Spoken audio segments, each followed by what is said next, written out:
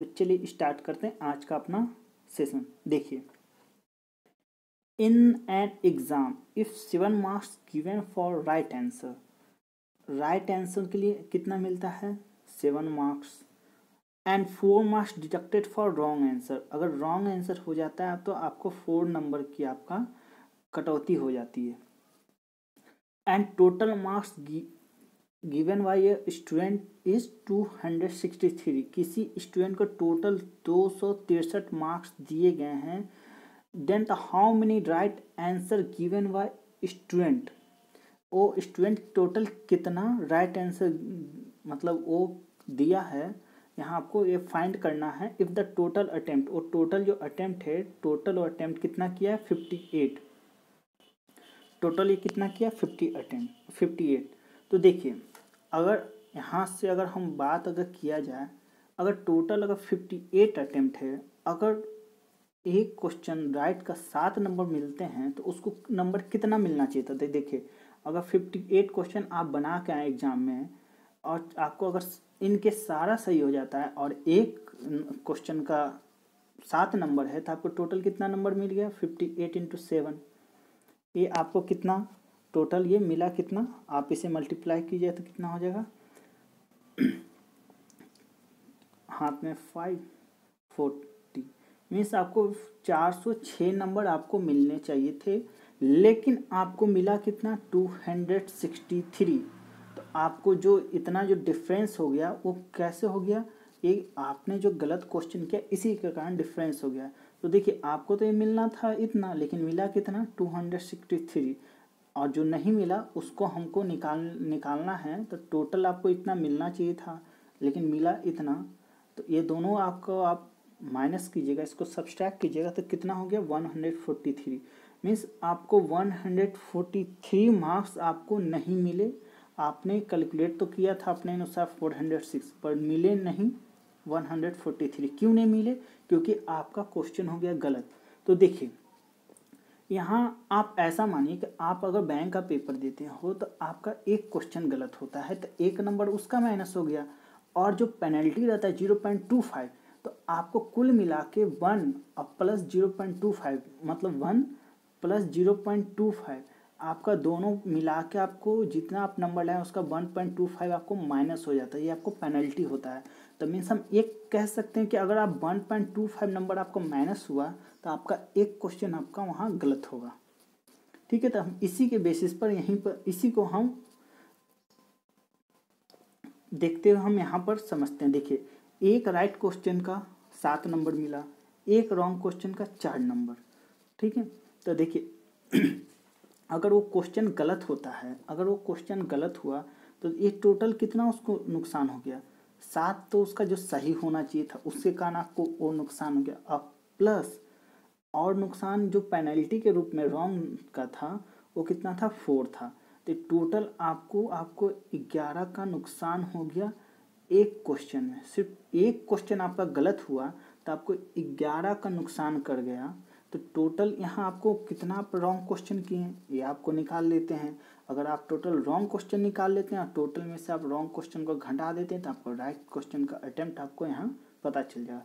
तो देखिए, 11 में आपको एक क्वेश्चन आपको गवा दिए तो 143 में आप निकालिएगा तो यहाँ से कितना निकल के आ जाएगा आपको 13 क्वेश्चन आपने रॉन्ग कर दिया।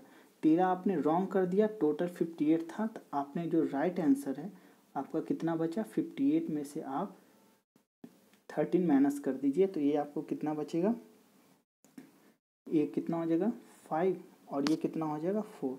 तो मीन्स आपने टोटल 45 अटेम्प्ट जो आपका सही था, यहाँ से इसका आंसर आ गया। तो चलिए बढ़ते हैं अपने अगले क्वेश्चन की ओर। देखिए, A is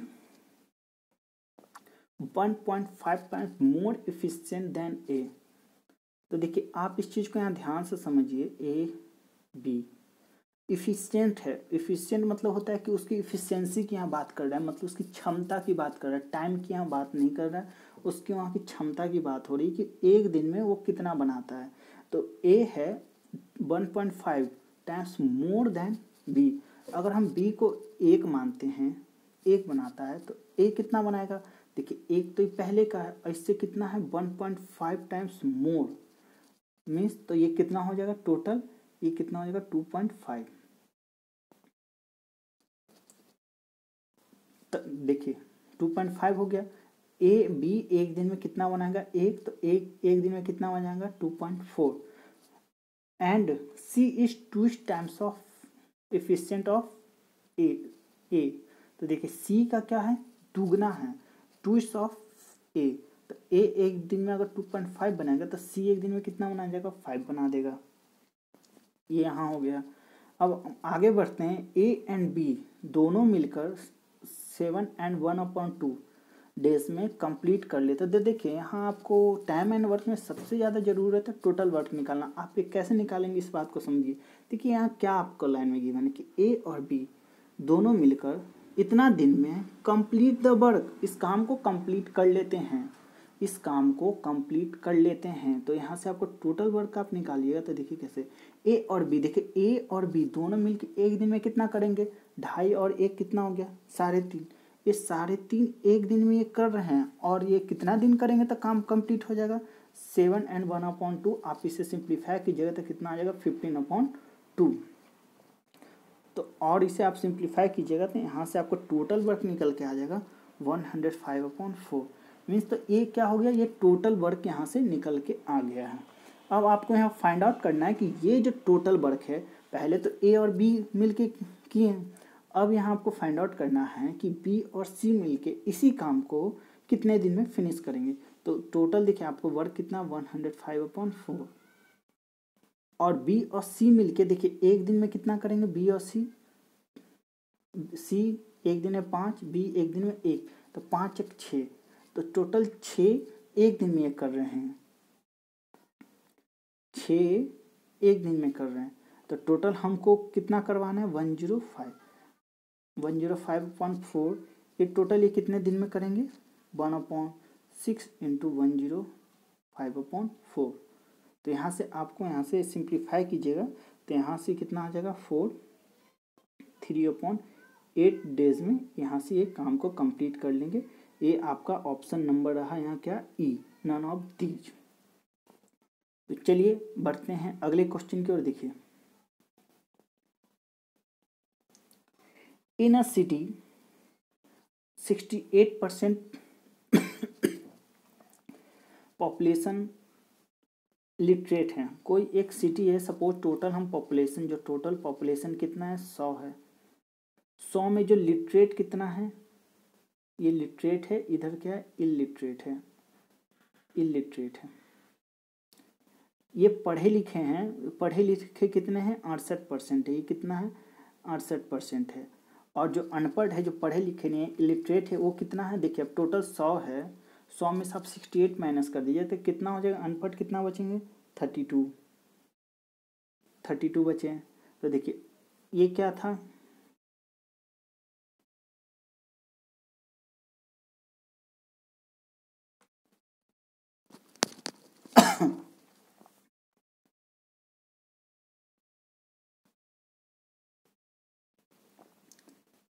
तो चलिए देखते हैं अपना अगला क्वेश्चन। देखिए in a city 68% population is literate in which ratio of number of males and the number of females is 11:6। तो देखिए कोई एक शहर है, कोई एक सिटी है, उसका पॉपुलेशन मान लेते हैं, total population of the city कितना 100, ठीक है 100 है।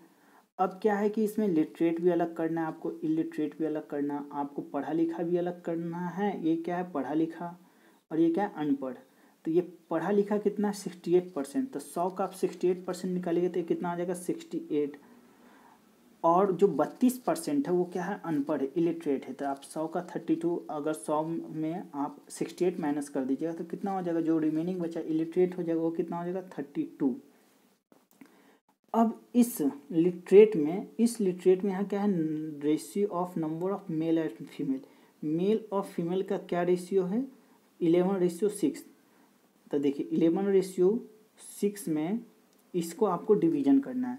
तो देखिए आप इसे 11:6 में आपको डिवीजन कर दिए तो देखिए 68 इंटू मेल का निकालना है 11, अब टोटल ये कितना है, ये कितना हो गया 17। तो आप यहाँ सिंप्लीफाई कीजिएगा तो यहाँ से ये कितना आ जाएगा 44, ये क्या हो जाएगा मेल हो जाएगा, और जो फीमेल कितना है, लेडीज कितना है, वो कितना हो जाएगा 24।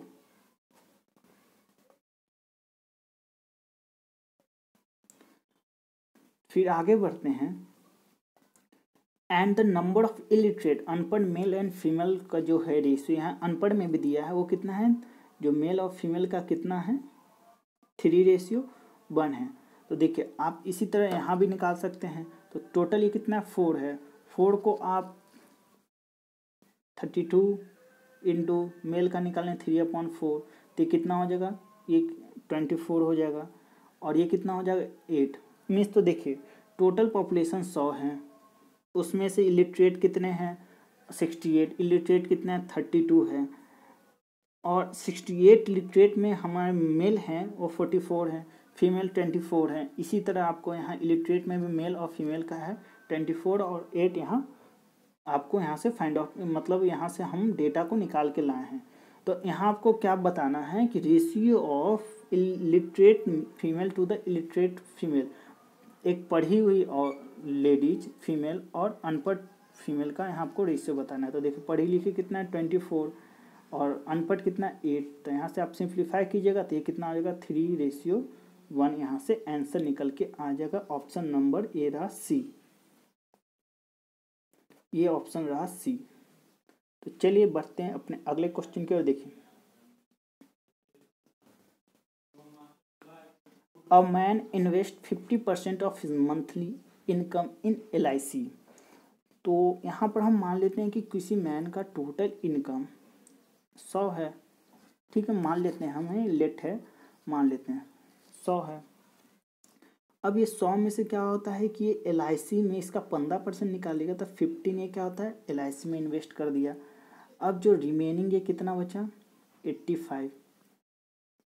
अब क्या है कि the remaining amount gave to his mother, वो अपनी माँ को दे देता है, and mother spend 10% of it in house hold.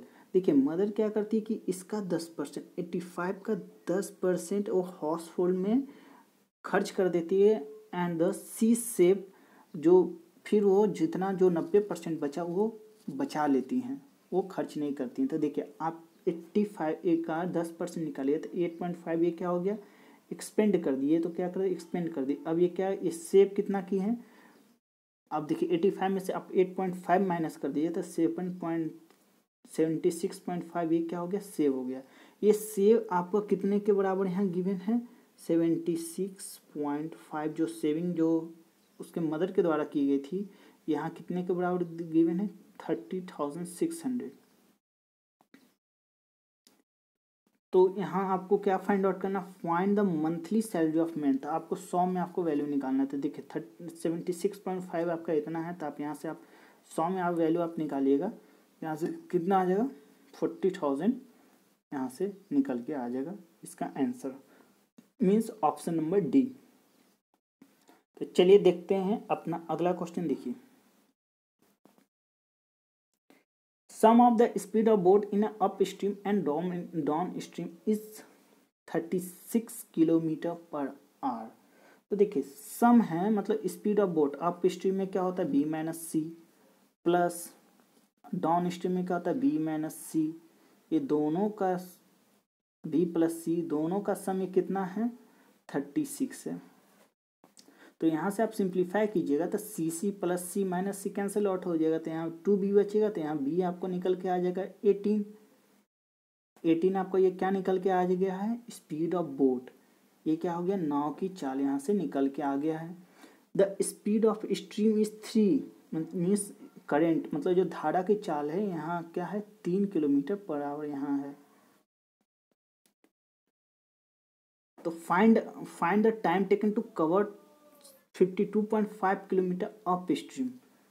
Up stream में 52.5 किलोमीटर जाने में उसको कितना टाइम लगेगा, यही आपको यहाँ फाइंड आउट करना है। तो देखिए डिस्टेंस बराबर आपको पता है स्पीड इंटू टाइम, तो यहाँ डिस्टेंस क्या है 2.5, स्पीड क्या है अप स्ट्रीम है तो b माइनस सी कर लेते हैं, तो 18 माइनस आप 3 कर लीजिए तो ये कितना हो जाएगा 15, और यहाँ t आपको ये फाइंड आउट करना है, तो यहाँ से आप इसे सिंप्लीफाई कीजिएगा तो ये कितना आ जाएगा 3.5 आवर्स में ये टाइम यहाँ लगेगा।